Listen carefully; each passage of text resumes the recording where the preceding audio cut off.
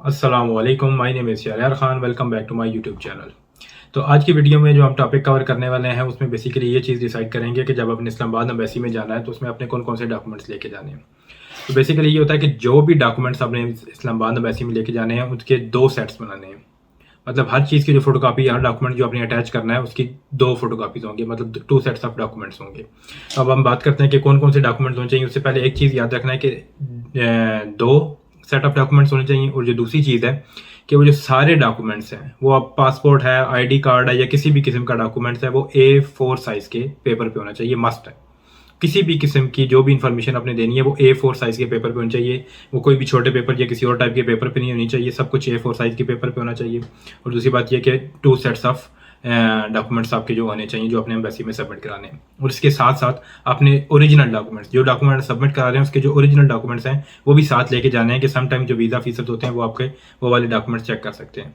तो two sets of documents सारे A4 size paper पे हों, और उसके अलावा अपने ओरिजिनल डॉक्यूमेंट्स लेके जाने हैं। सो चलिए आप चेक करते हैं कि हमने कौन कौन से डॉक्यूमेंट्स लेके जाने होते हैं। जो सबसे पहले आपने डॉक्यूमेंट्स लेके जाना होगा, ये सबसे होगा वो होगा वीज़ा एप्लीकेशन फॉर्म। ये आपको जो है वेबसाइट से भी मिल जाएगा, जो इनकी अपनी डिप्लो की वेबसाइट है उधर से भी, और मैं नीचे डिस्क्रिप्शन में भी जो है लिंक अटैच कर दूंगा कि जो जो डॉक्यूमेंट्स चाहिए, ये वीज़ा एप्लीकेशन फॉर्म या डिक्लेरेशन फॉर्म, वो आप आपसे भी जो है डाउनलोड कर सकते हैं। तो जो वीज़ा एप्लीकेशन फॉर्म होगा वो सबसे पहला डॉक्यूमेंट्स होगा। इस पर आपने अपनी सारी डिटेल्स वगैरह देनी है, आप अपने अपने नाम वगैरह, अपना एड्रेस वगैरह, ये जो कुछ भी है यूनिवर्सिटी के वगैरह में। तो इसमें हम एक अलग से वीडियो बनाएंगे जिसमें ये बताऊंगा कि ये कैसे फिल आउट करना है। पर जो डॉक्यूमेंट्स चाहिए उसमें वो वीज़ा एप्लीकेशन फॉर्म होगा, जो है पहला डॉक्यूमेंट होगा। उसके बाद जो नेक्स्ट डॉक्यूमेंट्स होता है बायोमेट्रिक पिक्चर। ये आपकी जो तस्वीर वगैरह, पिक्चर वगैरह होती हैं, ये फर्स्ट फॉर्म पे ही लगती हैं, बट जो है उसमें जो आपने डॉक्यूमेंट्स लेके जाने होते हैं तो उसके साथ समटाइम्स आप एक्स्ट्रा भी लेके जाते हो, क्योंकि वो समटाइम्स मांग भी सकते हैं। जैसे मेरे केस में हुआ था तो उन्होंने एक एक्स्ट्रा की डिमांड की थी, जो कि मैं लेके गया था तो मैंने प्रोवाइड कर दी थी। तो पहले आपने एप्लीकेशन वीज़ा एप्लीकेशन फॉर्म दिया, उसके बाद जो दूसरा है वो बायोमेट्रिक पिक्चर्स है। अब बायोमेट्रिक पिक्चर्स क्या सीन है? बायोमेट्रिक पिक्चर्स जो है असल में उनका अपना एक फॉर्मेट दिया हुआ है कि उस फॉर्मेट के तहत होनी चाहिए। जैसे हम पासपोर्ट साइज पिक्चर या बाकी कोई और भी किसी भी फॉर्म के लिए पिक्चर बनाते हैं, ये वैसी नहीं देनी।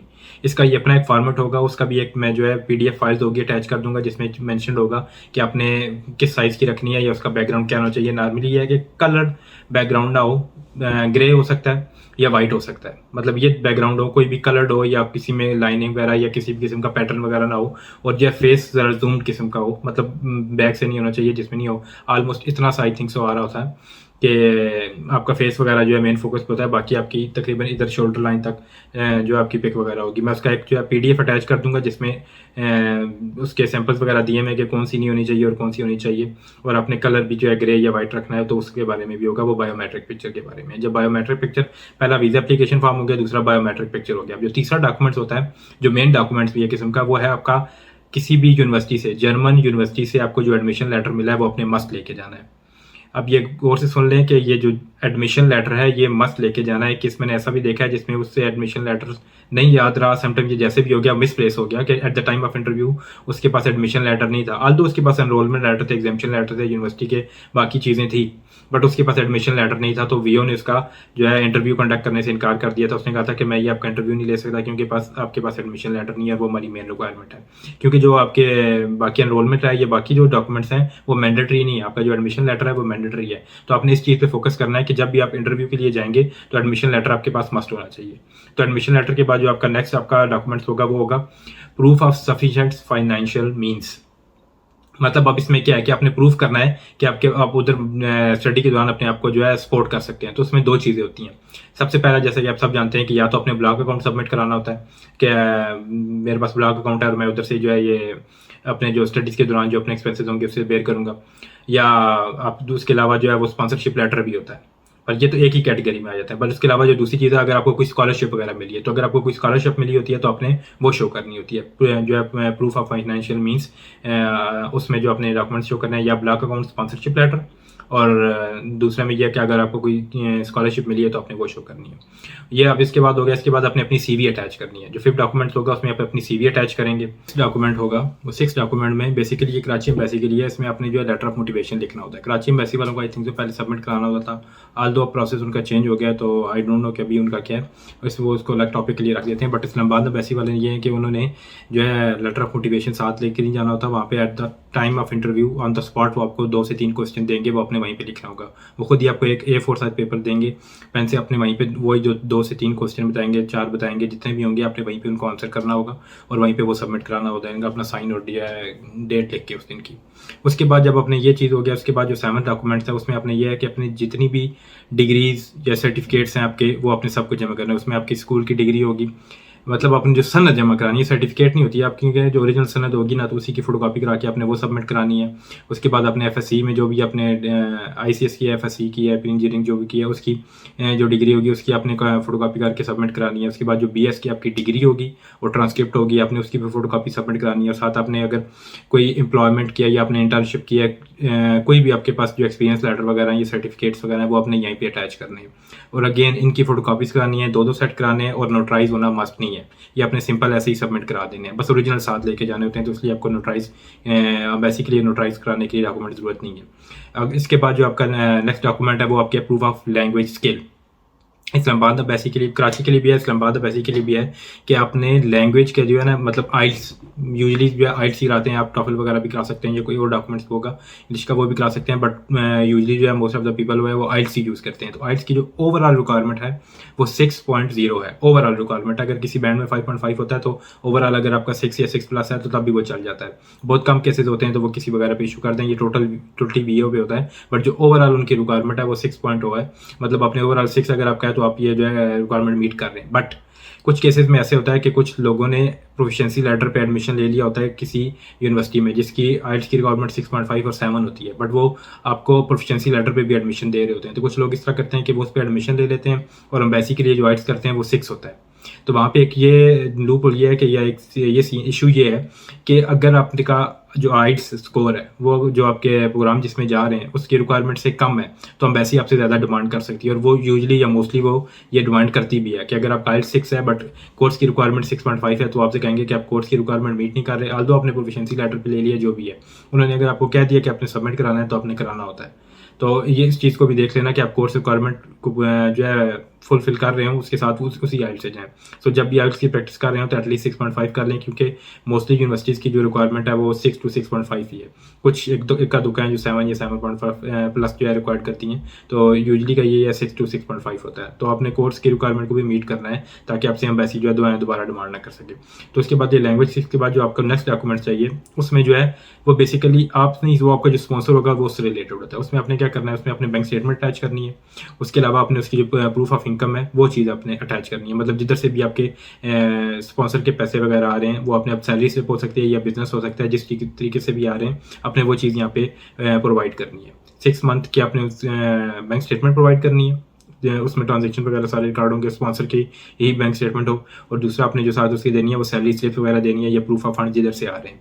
और अगर आपका फ़र्ज़ करें फादर वगैरह नहीं है, ब्रदर वगैरह या कोई और भी आपका स्पॉन्सर है, तो आपने यहाँ पे FRC भी है वो भी अटैच करना है, उसकी आइडेंटिटी वगैरह भी अटैच, जो अपना स्पॉन्सर है उसकी भी आइडेंटिटी वगैरह अटैच करनी है। यूजली वो जो है फादर के या पेरेंट्स के केस में FRC नहीं मांगते, बट मैं 1-2 केसेस में ऐसा हुआ है, बहुत कम के मतलब 1-2 ही हुए हैं यूजली केसेस जो मैंने देखा कि FRC की उन्होंने डिमांड कर दी थी।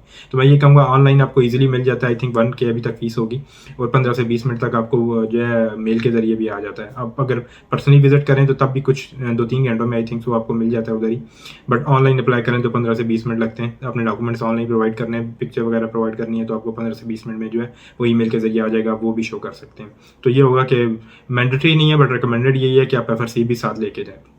उसके बाद जो अपने नेक्स्ट डॉक्यूमेंट चाहिए वो होगा पासपोर्ट की कॉपीज। अब पेज 1 और पेज 2, पेज 1 में क्या आता है जिसमें आपकी पिक्चर वगैरह लगी होती है, आपकी सारी डिटेल होती है वो पेज। उसके अलावा जो दूसरा नेक्स्ट पेज होता है जिसपे सिग्नेचर हुए होते हैं, तो आपने उस पर साइन करने के बाद से साइन कर देने, उसके बाद आपने वहाँ से जो है स्कैन करके तो उसके प्रिंट आउट लेने, ये अपने साथ लेके जाने होते हैं। जब आप पासपोर्ट के अलावा जो नेक्स्ट डॉक्यूमेंट है उसमें जो आपने प्रोवाइड करना है वो है proof of adequate health insurance. मतलब कि जर्मनी में जब भी आपने स्टडीज़ के लिए आना है या जिधर भी आप जिस चीज़ के लिए आएंगे यहाँ पे आपको हेल्थ इंश्योरेंस अपने शो करनी होती है। तो हेल्थ इंश्योरेंस अब ये होता है कि पाकिस्तान में बैठे बैठे बाय कर सकते हैं, जिधर से आप ब्लॉक अकाउंट ले रहे हैं वो क्रैकल से ले रहे हैं, फिर तीपा से ले रहे हैं, जिससे भी ले रहे हैं, तो वहाँ से आप हेल्थ इंश्योरेंस और ट्रैवल इंश्योरेंस भी जो है ले लेते हैं। ये दोनों चीज़ें, ट्रैवल इंश्योरेंस भी दे दें क्योंकि समटाइम्स वो ट्रैवल इंश्योरेंस रख लेते हैं और हेल्थ इंश्योरेंस वापस कर देते हैं, या दोनों ही रख लेते हैं। मेरे केसेस में दोनों रख ली थी। मेरे एक दोस्त का इंटरव्यू था तो उससे ये हुआ था कि ट्रैवल इंश्योरेंस सिर्फ ले ली थी, हेल्थ इंश्योरेंस को वापस कर दी कि ये नहीं चाहिए। आल्दो यहाँ पे हेल्थ इंश्योरेंस का जो है एडिक्वेट हेल्थ इंश्योरेंस का मेंशन हुआ है, बट स्टिल उससे ट्रैवल इंश्योरेंस ली थी और हेल्थ इंश्योरेंस वापस कर दी थी। तो आपने करना क्या है कि आपने जिससे ब्लॉक अकाउंट ले रहे हैं वहीं से भी ले सकते हैं, और कुछ प्राइवेट कंपनीज भी होते हैं तो उनसे भी ले सकते हैं, बट आई विल प्रेफर कि जिधर से ब्लॉक अकाउंट ले रहे हैं वहीं से आप ले लें हेल्थ इंश्योरेंस और ट्रैवल इंश्योरेंस वगैरह। तो वो अपने डॉक्यूमेंट्स आपको मेल के जरिए आए होते हैं, वो आपने विदाउट किसी पेमेंट के आपको मिल जाएंगे। उसकी अपनी पेमेंट अभी कुछ नहीं करनी होती जब तक आप जर्मनी नहीं आ जाते। जर्मनी आने के बाद उसकी पेमेंट होती है, तो आप वो लेके आपने जो है वो भी एम्बेसी को सबमिट करानी होती है, जो अपने हेल्थ इंश्योरेंस और ट्रैवल इंश्योरेंस। इस डॉक्यूमेंट के बाद जो नेक्स्ट डॉक्यूमेंट है वो ये है कि अगर आपने इससे पहले किसी भी कंट्री में, अब लाजमी नहीं है कि जर्मनी में या किसी भी अगर कंट्री में आपने अप्लाई किया और वहाँ से आपको वो रिफ्यूज़ल आया है, तो आपने उसके बारे में बताना है और साथ अपना रिफ्यूज़ल लेटर भी अटैच करना है कि आपको रिफ्यूज़ल किस वजह से आया था। मेरा एक दोस्त था, उसको कनाडा से रिफ्यूज़ल आया हुआ था, तो उसने वो चीज़ मेंशन की हुई और साथ रिफ्यूज़ल लेटर भी अटैच किया हुआ था। इसका कोई इंपैक्ट बैड ये नहीं कहते कि अगर रिफ्यूज़ल आए हुए हैं तो हम बताते नहीं है कि बैड इंपैक्ट पड़ेगा, क्योंकि पता तो समटाइम्स ऐसे भी लग जाता है। कोई चीज़ छुपाने से बेहतर है कि आप उस चीज़ को शो कर दें। उसको 2 दफ़ा कनाडा से रिजेक्शन आया हुआ था, उसने वो बताया हुआ भी था और रिफ्यूज़ल लेटर शो भी किया हुआ था, और उसके बावजूद उसको जर्मनी का वीज़ा लग गया। तो मैं भी ये कहूँगा कि अपने झूठ वगैरह नहीं बोलना या उनसे छुपाने की कोशिश नहीं करनी। उनको पता चल जाता है कि जो है आपको कोई रिफ्यूज़ल वगैरह आया हुआ है या नहीं है। अगर वो चेक करेंगे तो अगर पता लग जाए तो उससे ज़्यादा बेहतर ये होगा कि आप खुद बता दें और रिफ्यूज़ल लेटर अटैच कर दें। इसके बाद जो अपने एक और है ना, एप्लीकेशन ऑफ डिक्लेरेशन, ये एक और फॉर्म होगा, ये भी इसका लिंक भी मैं नीचे मेंशन कर दूंगा। उसमें भी है कि आपने बस डिक्लेयर कर देना था कि जो चीज़ मैं प्रोवाइड कर रहा हूँ कि to the of my knowledge ये ट्रू है, तो आपने उस पर अपना नेम वगैरह और सिग्नेचर वगैरह करने होते हैं और वो भी साथ अटैच करना होता है। उसके बाद एक और भी जो फॉर्म है 53 आर्टिकल का और आई थिंक 54 आर्टिकल है, सेक्शन 54 एंड सेक्शन 53 का। ये भी 2 फॉर्म्स हैं, इस पर भी डिटेल वगैरह ये लिखी हुई होती है कि जो मैं कुछ प्रोवाइड कर रहा हूँ ये मैं अपनी जिम्मेदारी पे जो है सब कुछ सही इन्फॉर्मेशन देने की जा रहा हूँ, और कोई गलती हुई तो वो मेरे एंड पे होगी। तो उसमें भी अपने अपने जो है सिग्नेचर वगैरह करने हैं, डेट और प्लेस वगैरह लिख के जो है ना वो भी अपने सबमिट करा देने हैं। इसका भी लिंक जो होगा मैं नीचे डिस्क्रिप्शन में दे दूंगा, वो आपको इजीली वहाँ से डाउनलोड करके तो टाइप कर सकते हैं। जो आपने एक और चीज़ भी लेनी है, वो जो ईमेल आई होगी ना आपको, जो फाइनल ईमेल आती है कि आपका इस डेट को इंटरव्यू है, ये वाली स्लॉट आपकी बुक हुई है, आपने उसका भी प्रिंट आउट लेके जाना है, वो भी अपने मेंशन करनी होती है, वो भी अपने शो करनी होती है। जब आप जो है ना शटर सर्विस के लिए जा रहे होते हैं तो वहाँ पे भी अपने स्टार्टिंग में वो शो करनी होती है कि आपके पास ये ईमेल आई है और आप इसलिए इंटरव्यू देने जा रहे हैं, वो साथ अपने डॉक्यूमेंट्स में भी अटैच करनी है।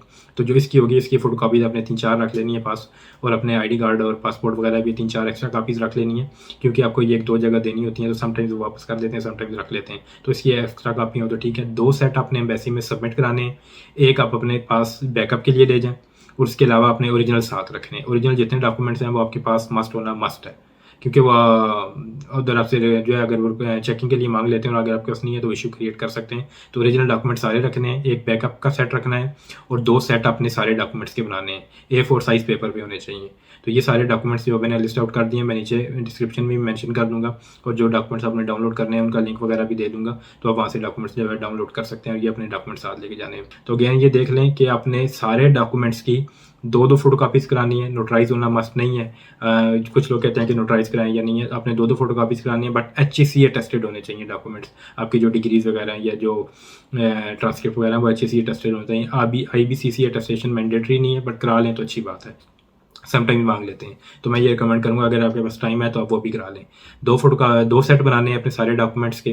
नोटराइजेशन जो है मैंडेटरी नहीं है कि आप लेके जाएं, कुछ लोग ले जाते हैं तो उस मैटर नहीं करती कि आप लेके जा रहे हैं या नहीं है।